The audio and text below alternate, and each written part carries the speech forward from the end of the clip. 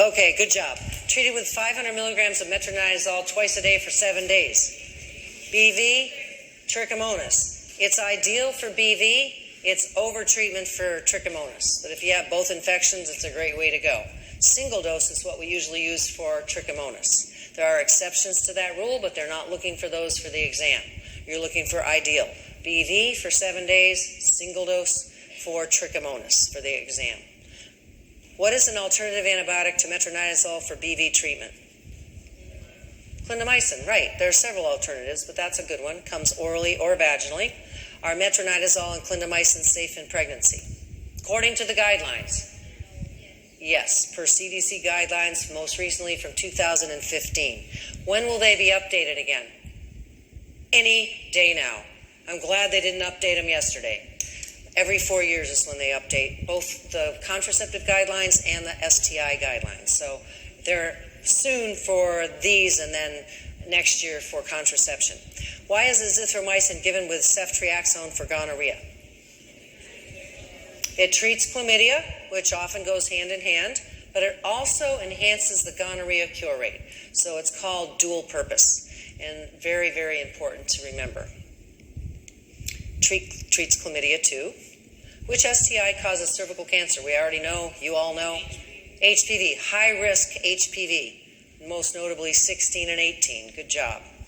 High risk HPV. How often should women 30 and older be screened with PAP and HPV? Every 5 years. If you do the two tests together, what's the risk of developing cervical cancer in the next 5 years? Almost zero. That's why that interval is safe, based on the best research we have on any condition that we've ever studied. All right, what causes white adherent malodorous discharge? BV. Good job, BV. And what is another name for wet prep used for vaginitis diagnosis?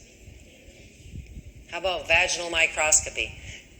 Microscopes are disappearing from primary care, so this is kind of more of a theoretic possibility. How many of you got to use microscopes?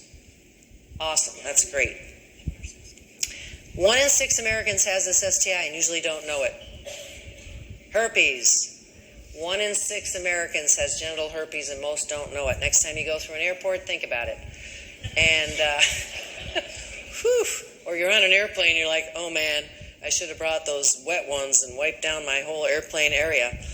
Which serology test can differentiate HSV1 from HSV2? It's either IgM or IgG. IgG.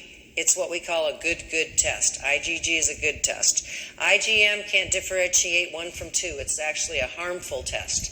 If they get one type back, it could be the other type. We call it cross-reactivity. So the only good test is the IgG.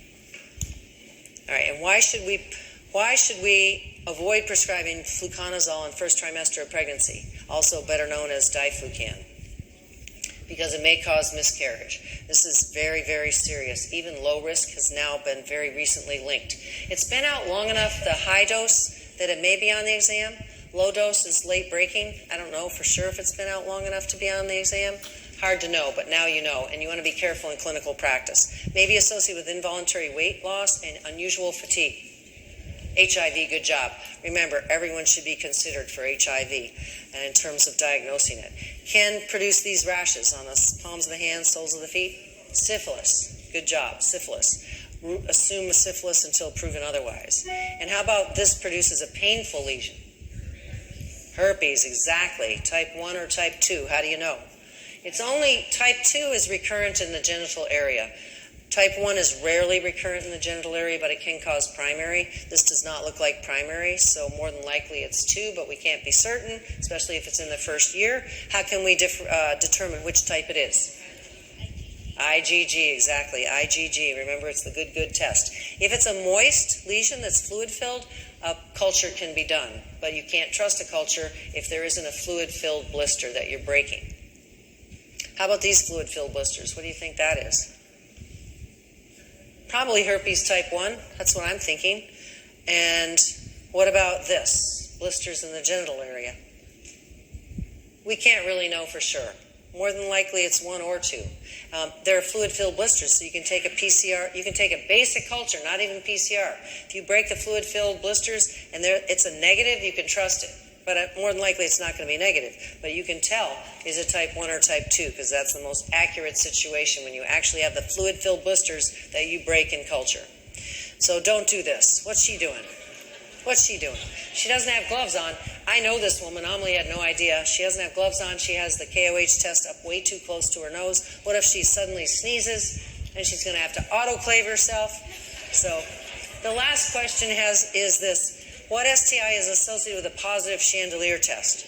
This is a modern chandelier. What test are we doing? It's to test for PID. That's when you're taking your finger and you're pushing the cervix side to side. The cervix is a chandelier, I guess. And if it's very painful, then you know they're grabbing for the chandelier and you probably have PID.